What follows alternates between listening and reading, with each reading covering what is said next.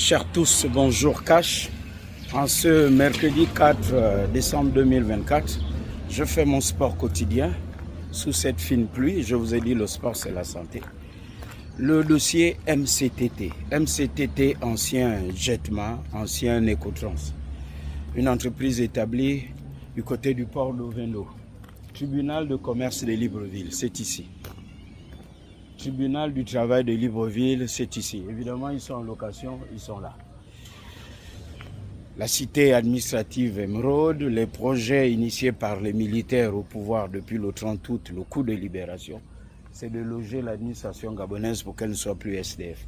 Alors, le problème avec le tribunal de commerce de Libreville dans cette affaire MCTT, c'est l'arbre qui cache la forêt. De quoi s'agit-il? C'est une entreprise, des Gabonais qui y travaillent, l'entreprise en redressement judiciaire. Je ne vais pas citer les noms des syndics pour qu'on ne dise pas qu'il en veut physiquement ou personnellement à ces personnes. Le premier syndic judiciaire va faire ce que j'appelle un micmac parce que les actifs de l'entreprise, il va les reverser. Je veux parler simplement pour me faire comprendre de tout le monde. Donc, tout ce qui appartenait à MCTT, il va donner ça à une nouvelle entreprise qu'on appelle Start Gabon.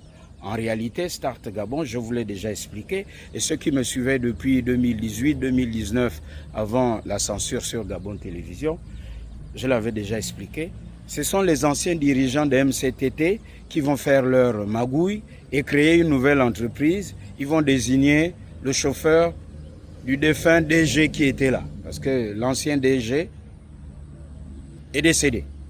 Alors, ils vont faire leur salade et par la suite, les Gabonais vont se retrouver là assis à la maison. Certains accidentés de travail, d'autres vont faire des hypertensions artérielles, etc. D'autres sont malades. Alors, qu'est-ce qui se passe? C'est que le tribunal de commerce, quand on va désigner un nouveau syndic, va prendre une décision l'année d'après pour que l'entreprise revienne à MCTT. Alors va commencer la liquidation. La liquidation de l'entreprise. On va commencer à payer parce qu'on a pu trouver avant que ceux qui étaient là ne désossent l'entreprise, ils vendent tout, les camions, le matériel. Alors, les 10% qu'ils ont reçus, ce n'est pas grand-chose. Vous imaginez, vous avez passé plusieurs années, des décennies à travailler dans une entreprise, on paye en monnaie de singe. Donc, il fallait aller jusqu'au bout pour liquider l'entreprise. Liquider l'entreprise, c'est que bon, l'entreprise n'existe plus. On va trouver les niches d'argent et grâce à cet argent, on va payer tout le monde. Mais ici, le tribunal de commerce de Libreville dit non, c'est fini, on arrête tout, la liquidation est bouclée. Comment ça? Comment la liquidation est bouclée quand on sait qu'il y a des noms qui manquent sur la liste avec des montants? Entre autres, il y a des créanciers sociaux dont les noms sont absents. Et évidemment, les montants incomplets. Cette décision, assurément, arrange ceux qui travaillent dans cette maison.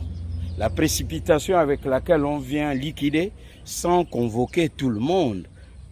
Normalement, le tribunal de commerce de Libreville, je ne cite pas les noms pour qu'on ne dise pas que ce sont des attaques personnelles, aurait dû convoquer le liquidateur, les contrôleurs. Les contrôleurs, ce sont ceux qui représentent les travailleurs. Mais elle a décidé à l'intérieur de clore la liquidation de l'entreprise. Alors, le problème, c'est quoi? Le problème, c'est que, assurément, les militaires ne comprennent pas bien ce qui se passe. Parce que ça, là, il n'y a pas que MCTT. Et c'est pour cette raison, je dis, pour voir clair dans ces dossiers de liquidation d'entreprise et la mafia qu'il y a entre les entreprises et le tribunal de commerce de Libreville, il faut convoquer tout le monde à la télévision et que tout le monde vienne s'expliquer. Vous dites, par exemple, ceux qui gèrent ce dossier au tribunal de commerce, les anciens dirigeants des entreprises et les travailleurs, on va organiser plusieurs émissions. Venez nous expliquer quelle est la procédure et comment le dossier est traité. Parce qu'à la fin de la journée, le cercle des mécontents va s'élargir au Gabon. Et bien entendu, à la fin de la journée, celui qui doit écoper tout ça, c'est Oligui Nguema et le CTRI. Donc les militaires. On ne peut pas libérer un pays et en même temps, le tribunal de commerce continue à faire des choses qui ne sont pas du tout cash. Un coup, elle dit quelque chose, un autre coup, elle dit le contraire de ce qu'elle-même a décidé. La justice, bien sûr, ou le tribunal, ce que lui-même a décidé. Là, il y a un problème.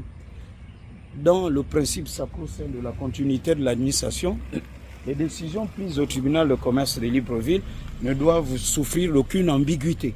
Comment ceux qui sont allés à l'école apprendre le droit malmènent ceux qui travaillent honnêtement et qui sont victimes des micmacs de certains patrons d'entreprises véreux. Voici tout le débat. La restauration de la dignité des institutions et de la dignité des Gabonais prônée par le président Oligui Nguema passe par le tribunal de commerce de Libreville. Mais si le tribunal de commerce de Libreville a toujours les mêmes pratiques, eh bien, il n'y aura jamais la paix sociale au Gabon. Les mêmes Gabonais seront toujours maltraités. Aussi terrible d'ouvrir les yeux, au premier rang desquels le président Oligui Nguema. Je poursuis mon sport et il faut vraiment dégraisser le tribunal de commerce de Libreville cash.